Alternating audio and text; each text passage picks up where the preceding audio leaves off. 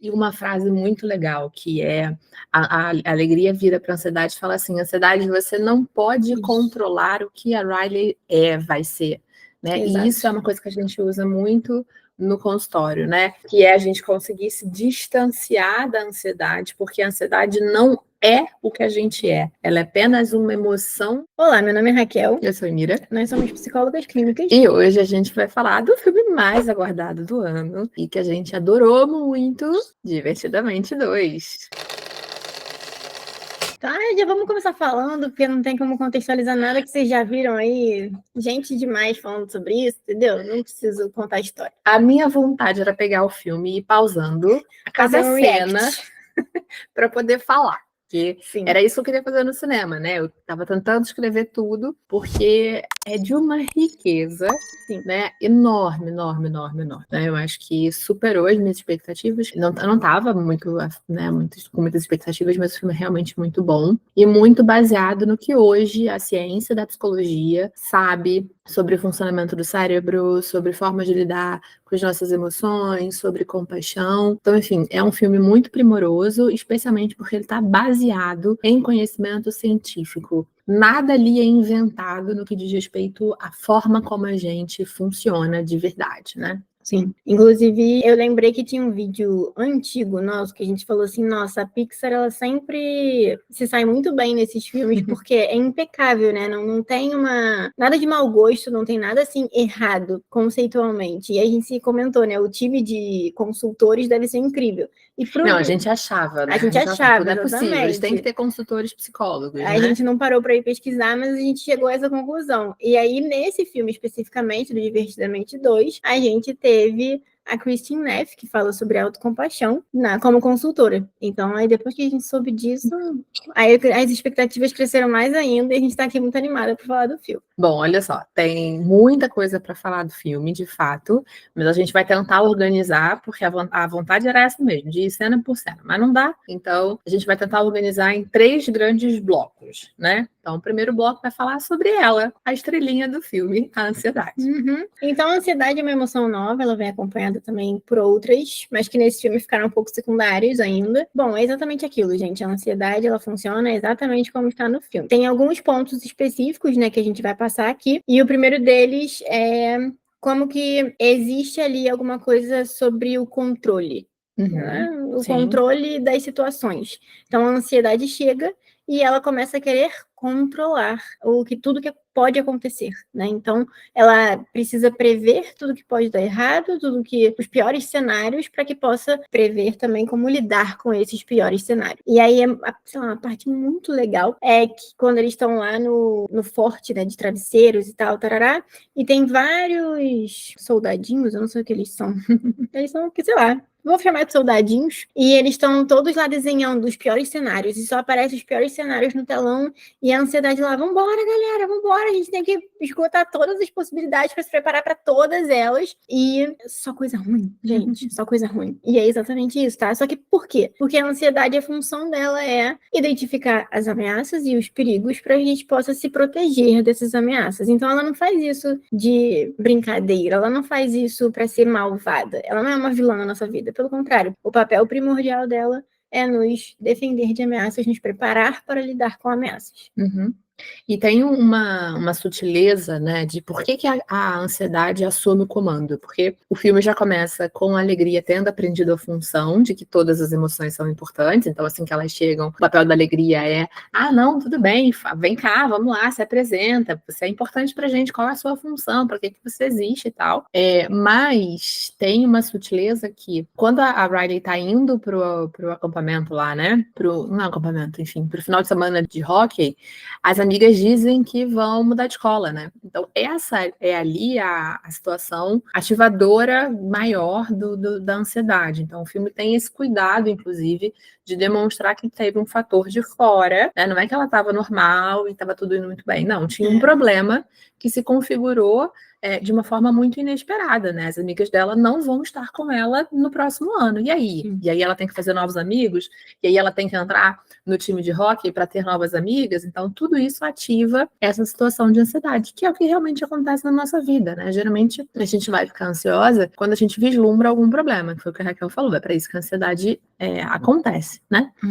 Uma outra coisa também que a gente vê no filme relacionado à ansiedade é quando ela tira, né, as emoções básicas e ela assume o centro de controle. Isso é interessante porque, de modo geral, no nosso dia a dia, muitas vezes a gente deixa a ansiedade tomar conta da nossa vida, né? Ela acaba ganhando um espaço muito maior porque a gente entra num ciclo vicioso de pensamentos, que é o que no filme fica ali entre a inveja e a ansiedade, né? Então, a inveja está ali na comparação, né? Que hoje na nossa vida, de fato, é algo que ativa muita ansiedade. A gente sempre fala por aqui como as redes sociais ativam muita comparação, como a gente se compara demais com as pessoas ao nosso redor, e aí fica a inveja e a ansiedade uma corregulando a outra, enquanto todas as outras emoções estão um pouquinho de lado, né? Então acho que isso é bem interessante da gente perceber no filme, porque é isso que acontece. E aí tem uma parte muito legal, além disso que a Raquel já falou, que é já no final do filme, como que a alegria vai ajudar a lidar com a ansiedade, que não é mandando ela embora, né? Tipo, você não é importante aqui, mas é ajudando ela a se acalmar quando ela senta lá na poltroninha e tá tomando um chazinho. De fato, a gente faz isso, né? Enquanto terapeutas, a gente vai sugerir para os nossos pacientes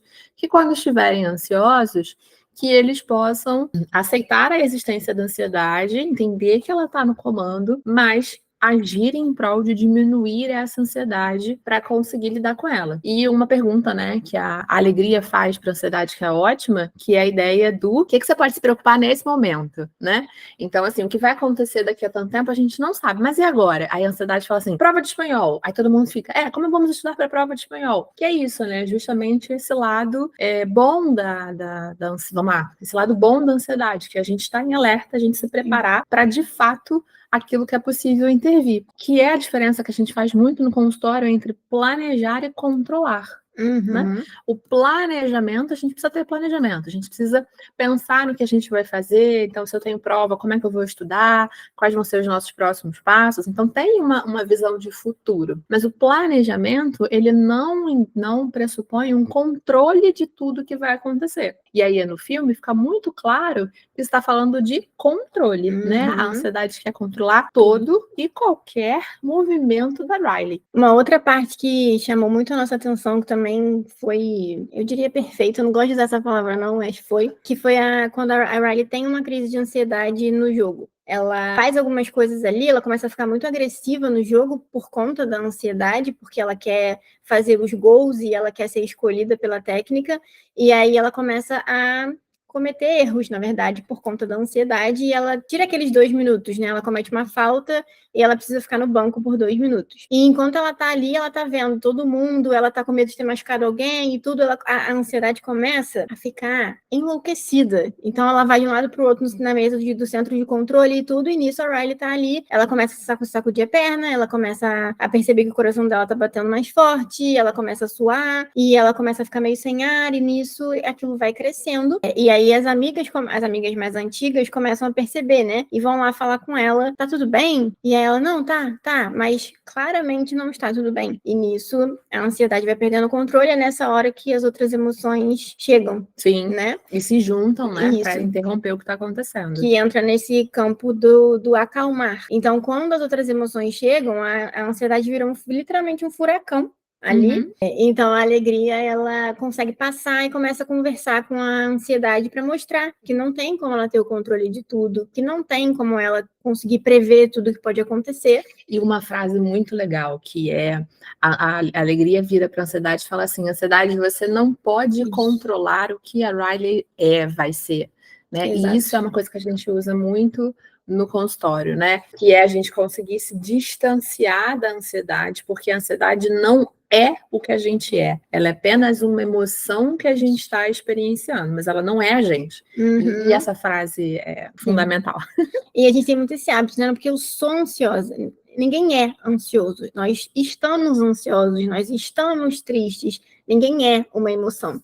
Nós estamos uma emoção. Então, nisso que a alegria consegue conversar com a ansiedade vai se acalmando. A Riley vai se acalmando. E aí, todas as emoções depois se aproximam, e aí ali dentro ocorre um acolhimento, né? Eles todos se abraçam e tudo, e a Riley vai começando a se acalmar. Então, por quê? Porque ela conseguiu regular as emoções. Ela conseguiu lidar com o que ela estava sentindo naquele momento. E aí, em algum momento tem a cena da mão, isso, né? Exatamente. E aí tem, quando ela vai conseguindo, quando ela vai se acalmando, eles dão um zoom. Essa cena não ficou perceptível para todo mundo. Talvez tenha ficado pra gente, porque a gente trabalha com isso, é muito delicado.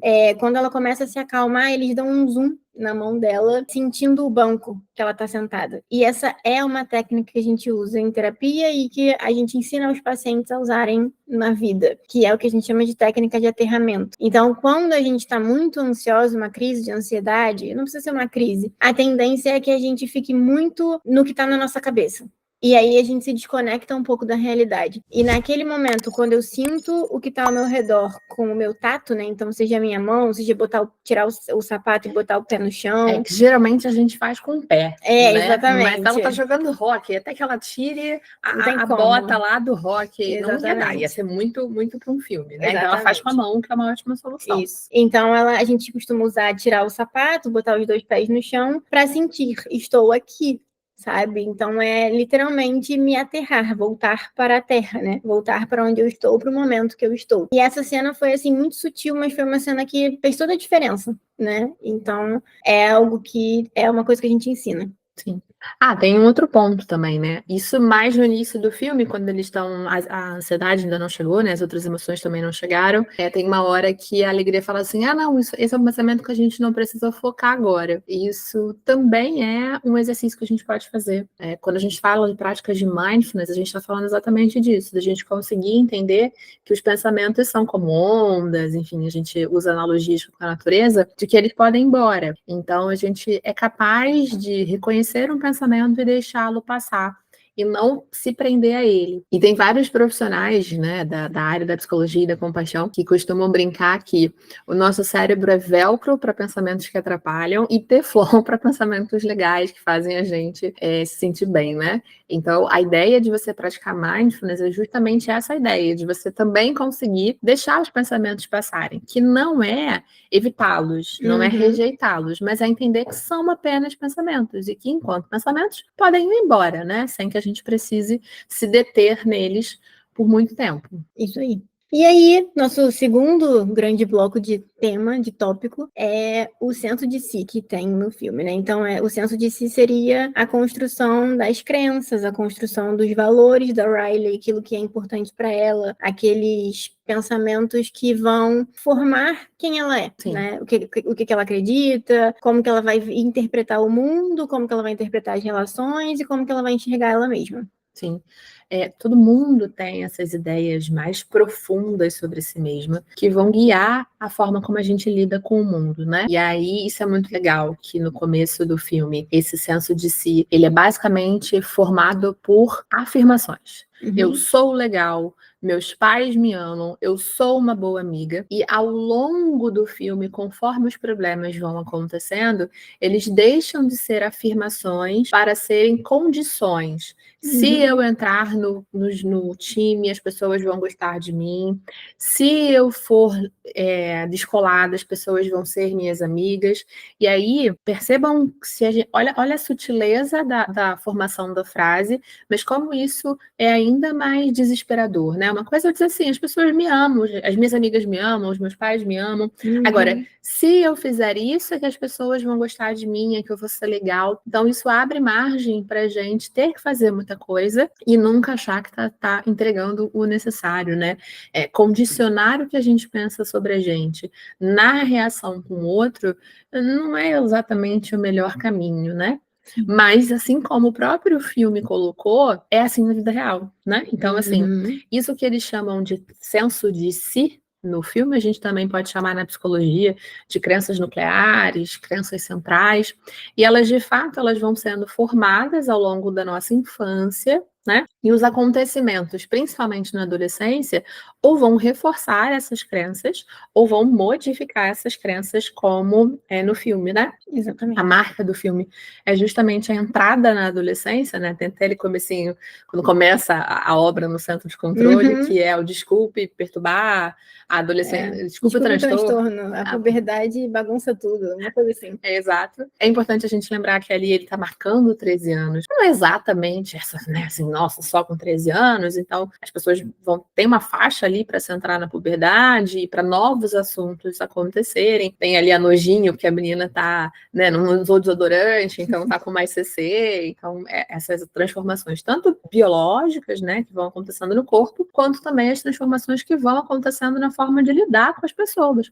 Porque problemas mais complexos vão aparecendo ao longo da adolescência, né, e da vida adulta. Tem um ponto importante sobre esse senso de si, que eu não sei se vocês repararam, mas lá no final, o senso de si dela, que antes era todo amarelinho, né, por conta da alegria, e ele tem uma hora que ele tá todo laranja por conta da ansiedade, quando quando tá essa questão das condições muito forte. E no final, ele fica todo coloridinho, né? Então tem as cores de todas as ansiedades. Tem as cores de todas as emoções, até porque vem as memórias, né? Aquela enxurrada de memórias para o senso de si. E também é uma ótima sacada, né? Porque claro que a nossa ideia sobre a gente está baseada na nossa memória sobre situações que a gente vivenciou, né? Então aquela cena é muito, muito legal. E isso dentro da terapia focada na compaixão, a gente fala muito dos múltiplos selves, né? Então a gente tem um self ou um eu ansioso, uma voz ansiosa, uma voz compassiva, um eu raivoso, um eu crítico, né? E aí ali eu acho que aquela, como a Christine Neff é uma estudiosa da compaixão, muito provavelmente tem o dedinho dela naquele senso de si e entender que a gente vai ter essas diferentes vozes em vários momentos da nossa vida.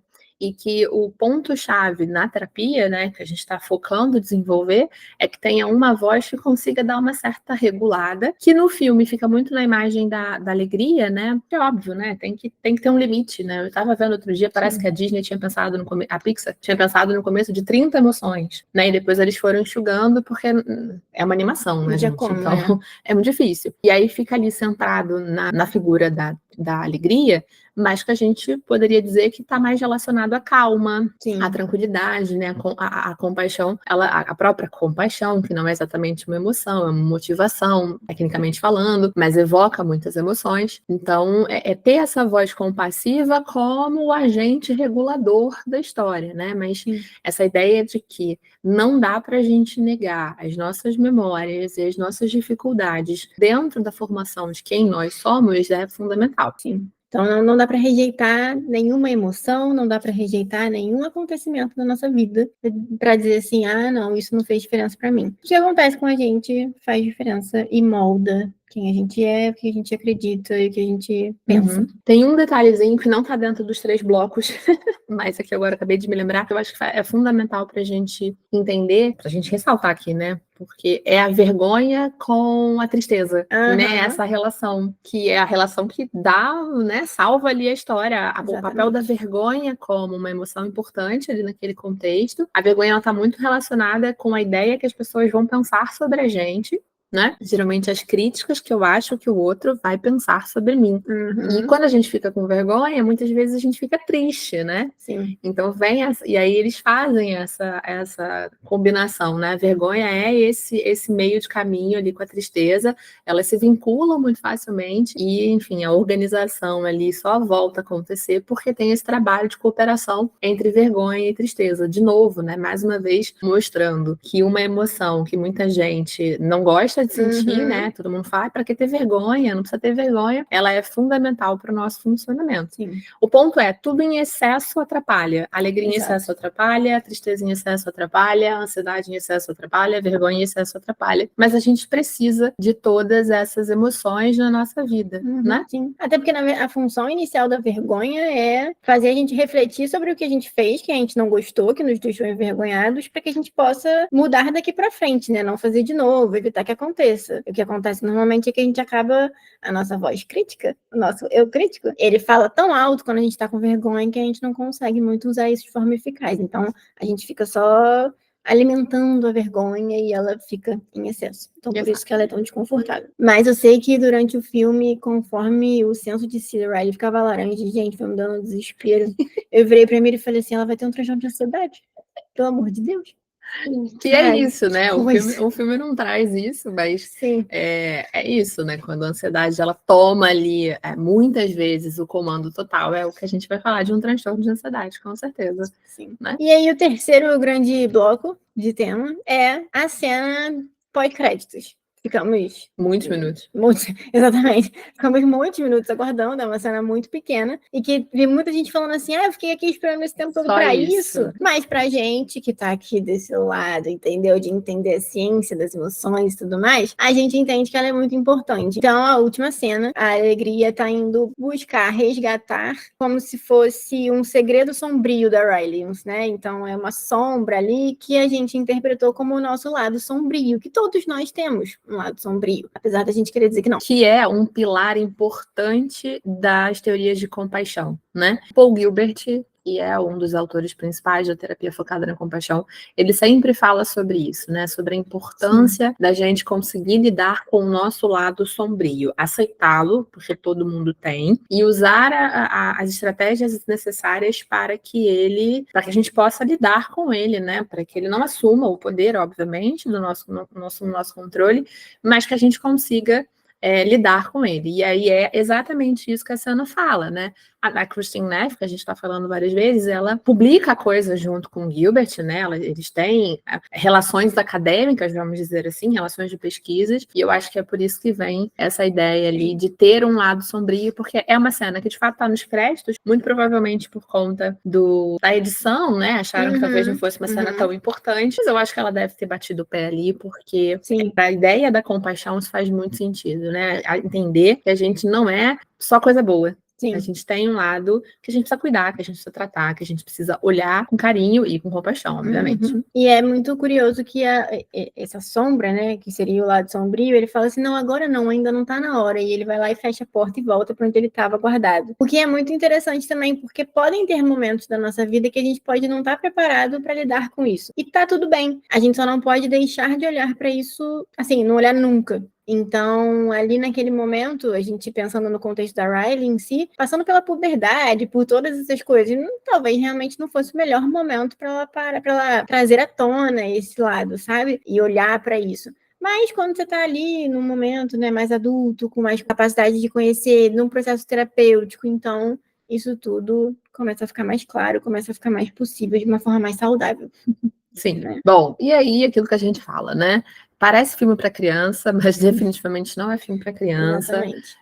Tem um primor de tudo que a gente tem que entender, né, enquanto pessoa. Vários momentos a Riley deixa de lado as melhores amigas, porque não consegue balancear, e a gente faz isso, né? Às vezes a gente comete erros, a gente não entende porque. Quando a gente consegue aceitar e olhar e repensar o que está acontecendo com a gente, isso consegue ser melhor desenhado e a gente tem estratégias para isso. Nem sempre a gente vai conseguir fazer isso sozinho, muitas vezes a gente vai precisar de um processo terapêutico para entender, sim, já que, infelizmente, ainda vivemos numa sociedade que não sabe lidar com o cérebro que tem, né?